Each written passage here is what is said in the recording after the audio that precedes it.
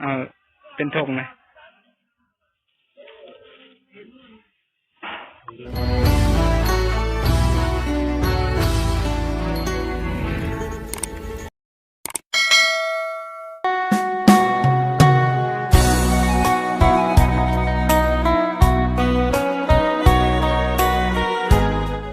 ทักทายกับแม่พี่น้องมาสุกคนเด้อมื้อนี้ก็บ่าวก็อยู่ที่ทางเข้าบ้านนาขามเนาะพี่น้องเนาะมื้อนี้ก็บ่าวก็สิไปเลาะเบิ่งบุญนั่นเนาะเพราะว่าบ้านเพิ่นมีบุญพี่น้องเนาะบ่าวก็สิไปหาเลาะเบิ่งนะว่าแม่นสมมุติสำเร็จเนาะได้ยินว่าทางบ้านเพิ่นว่ามีบุญพาป่าสามัคคีเนาะจักมาแต่เชื่อก็บ่าวบ่ฮู้เนาะเดี๋ยวเฮาเบิ่งบรรยากาศข้างในกันเลยเนาะพี่น้องเนาะตอนนี้เฮาก็ฮอดทางเข้าวัดบ้านนาขามแล้วทุกคนแต่ตอนนี้น่ะเพราะว่าป้าเพิ่นทันได้มาเนาะประมาณว่า13-14 โมงพุ่นแล้วเนาะนี่ก็คือบรรยากาศอยู่วัดบ้านนาขามเมืองอัสสะพรแก่งสวรรณเขตเด้อพี่น้องเด้อเดี๋ยวเฮาเบิ่งบรรยากาศทางในวัดกันเลยเนาะว่ามันสิมีพี่ได้เฮาเบิ่งแน่นั่นทุกคนเนาะเดี๋ยวเฮาไปเบิ่งนํกันเลยเนาะ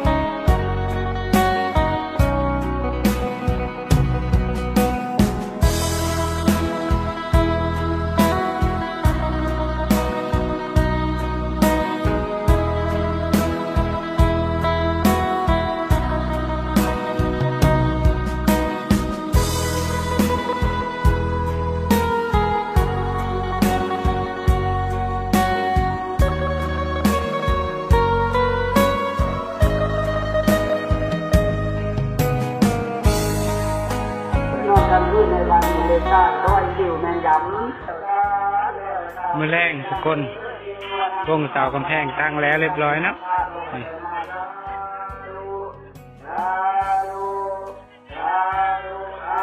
มื้อแรงนี่คือสิโมนคักขนาดนี่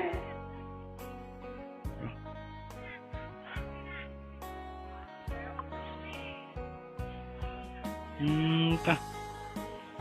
เบิ่งเอาแล้วบ่แรงนี่เนาะ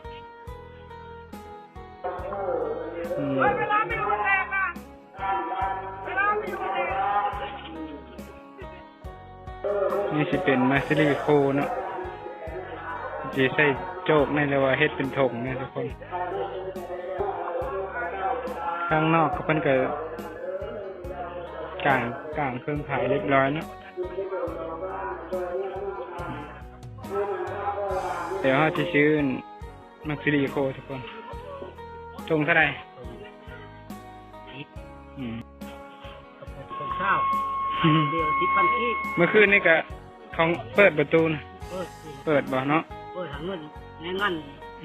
น้อยเดียวคนหลายนะครับ เดี๋ยวเราซื้อมักซิลิโคถุงหนึ่งทุกคน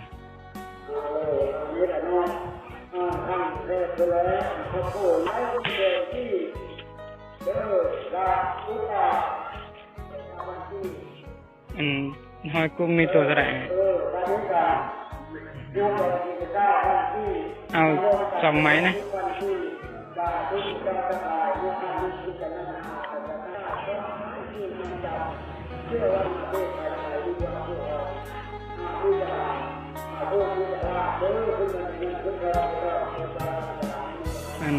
เครื่องขายก็คือสิบหลายคนก็ได้ทุกคนเพราะว่าบ้านเวงเพิ่นก็สิมีบุญได้มื้อนี้เนาะเพราะว่าเครื่องขายเพิ่นก็สิแบ่งเดี๋ยวไปเนาะอีกตามผู้มัก